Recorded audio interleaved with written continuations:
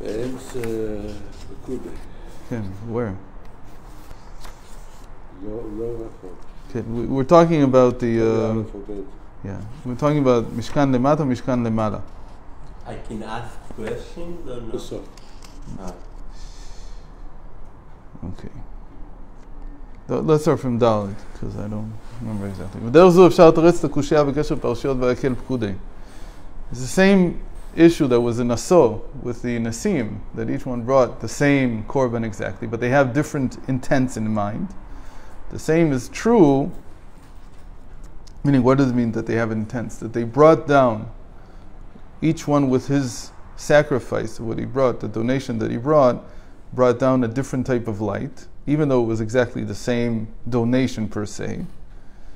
The same way we can say about the repetition of building the Mishkan in our parsha. המשכן שקדוש ברוך הוא אמר למשה כפי שמתואר ברשיות תרומה ותצווה והמשכן שעשו בני ישראל. There's two Mishkanim actually.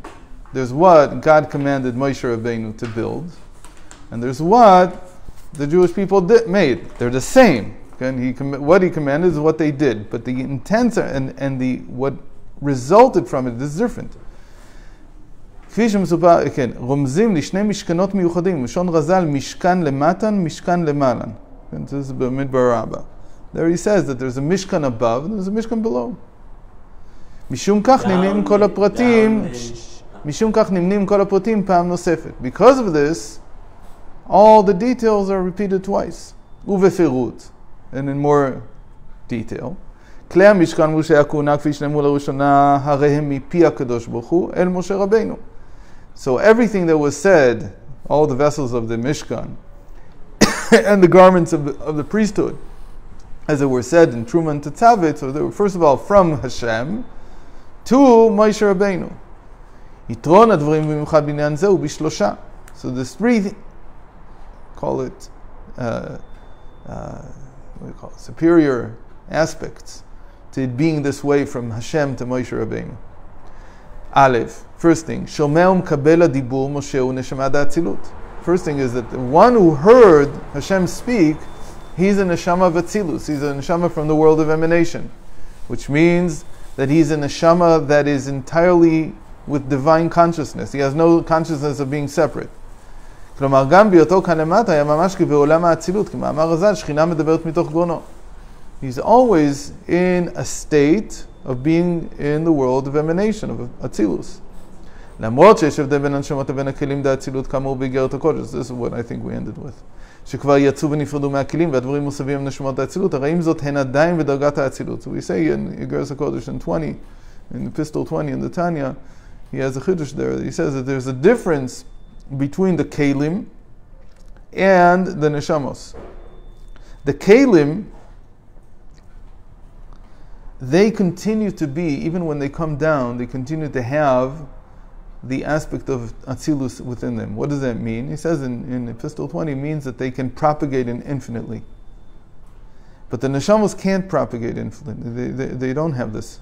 So the Yatz'u v'nifradu me'aklim, they're separate from the vessels of the world of Atzilus. V'advarim musabim v'neshmot Atzilus. There is talking, even meaning the Moshe Rabbeinu, even though, what would it mean? The Moshe Rabbeinu can't make me into a neshama d'Atzilus. A kli can make another kli.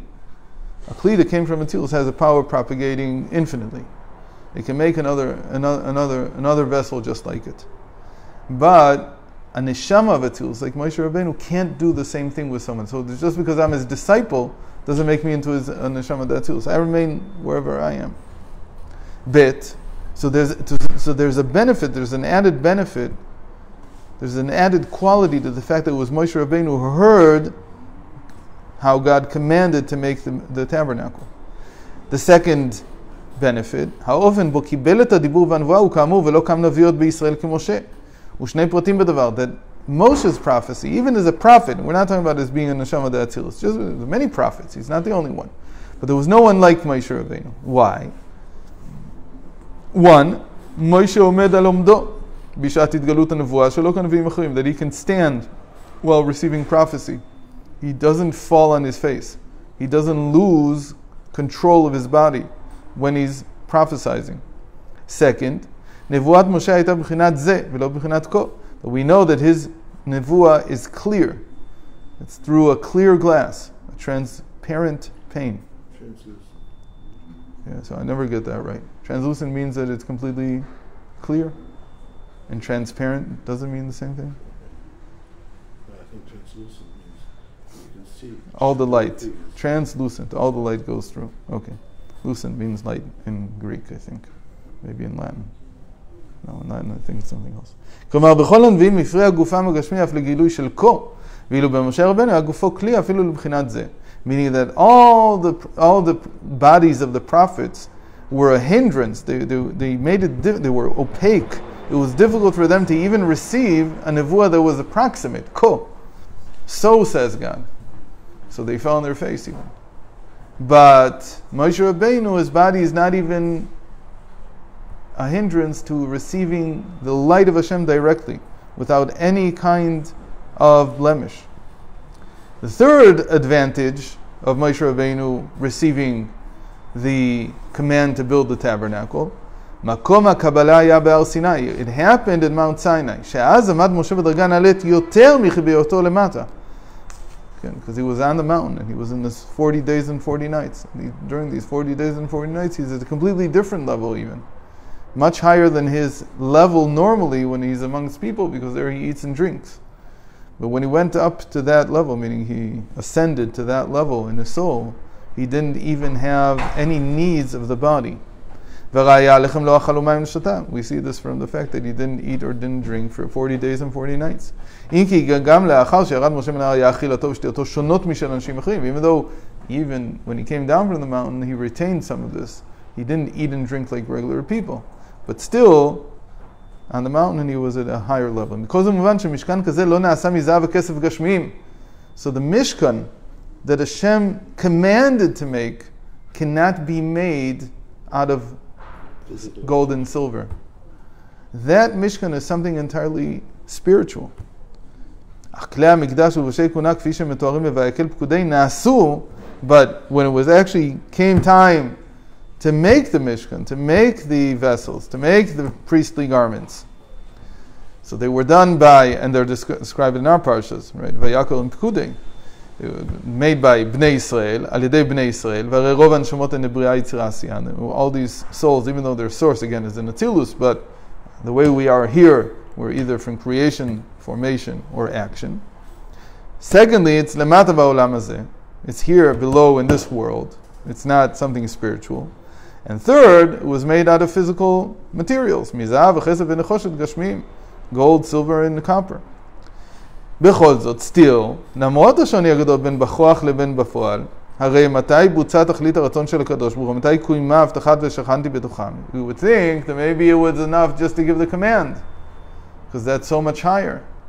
He says, no, Hashem's real will, His purpose, His desire that there be a tabernacle, be a Mishkan, that was only fulfilled when they actually built a Mishkan. So it's not enough that this great prophecy, meaning, what is he saying? He's saying that even if the Mishkan would just be described in the Torah, we would just have Tetzaveh and Truma, and Truma Tetzaveh, sorry.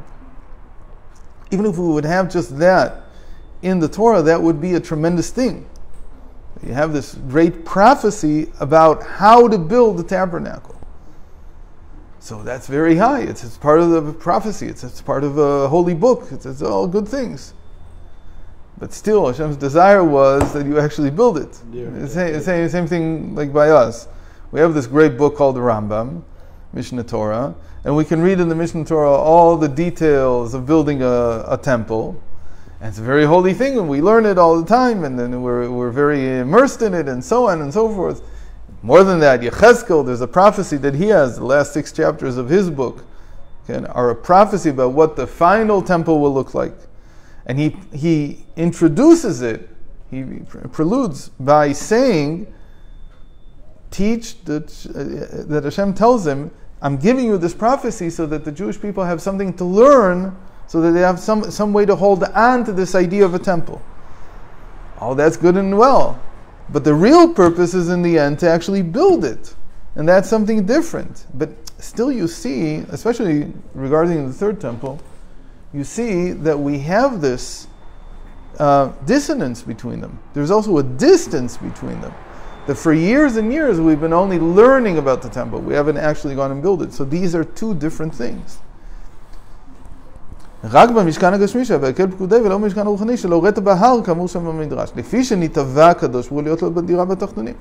It's because Hashem wants to have a dwelling place below. וכפי הנאמר בתניא, and it says in the Tanya, מוסב הדבר על העולם הזה שאין תחתון למטה ממנו.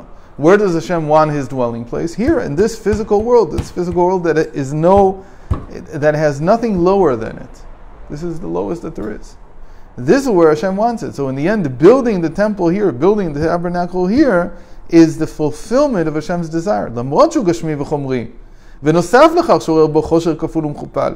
In spite of the fact that the world is physical and it's material, and that it's dark, meaning it doesn't reveal God's presence. כפי שזה מפורט בתניא, as explained in the Tanya. הרי אם זאת מושגת תכלית הכוונה דווקא בעולם הזה. Still, the ultimate purpose of creation, the ultimate purpose of God's will, can only be fulfilled here in this material, physical, dark world.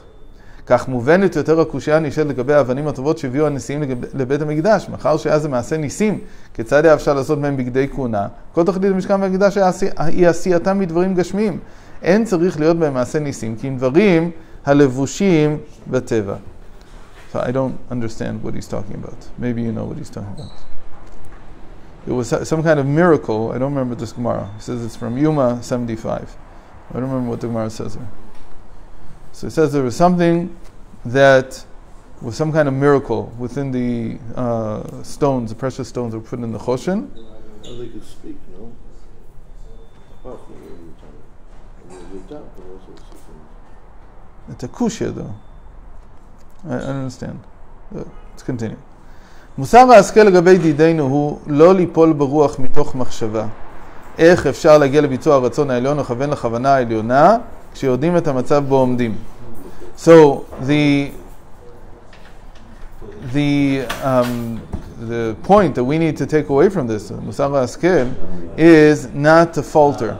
Not to falter. How can we come to a state of really fulfilling God's desire when we know where we're standing? And we know that we're in a world that is dark, meaning it doesn't reveal God. And in fact, today, the exile is twice as dark. Because most people don't even know that there's darkness. Meaning they don't realize that there's something missing. They think that this is natural, this is how the world's supposed to be. Right? Okay, they're in Nirvana already. Okay. יש להתבונן בכך שלמרות זאת מבטיח הקדוש ברוך הוא שמישהו נדיב לב, כלומר עושה דבר בחמימות ולבביות יהודית, הרי ושכנתי בתוכם, הקדוש ברוך הוא עוזר לו לבצע ולכוון לכוונה העליונה. אפשר לקבל 4 living Jewish?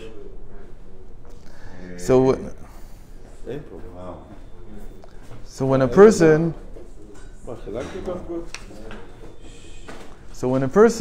feels, how could I possibly do something of value in this world? How could I do something like that? You have to see that Hashem says that if you have an open heart, that you do things warmly and with a Jewish heart, then in any case, even though you're in this difficult state, and you think that in where you are, you won't be able to reveal godliness, they did the same thing. The Jewish people brought the material wealth that they had. They couldn't do anything more than that. It's up to Hashem to fulfill His desire, v'shachanti b'tocham, that I will dwell within them. Hashem helps you fulfill the duties that you took upon yourself in the best possible way. So we didn't finish. We're finishing on Sunday. I have to. As I won't put on Rebbeinu time to go. Everybody will have time. They wait here. Okay. Good Shabbos. Good Shabbos. I went over this.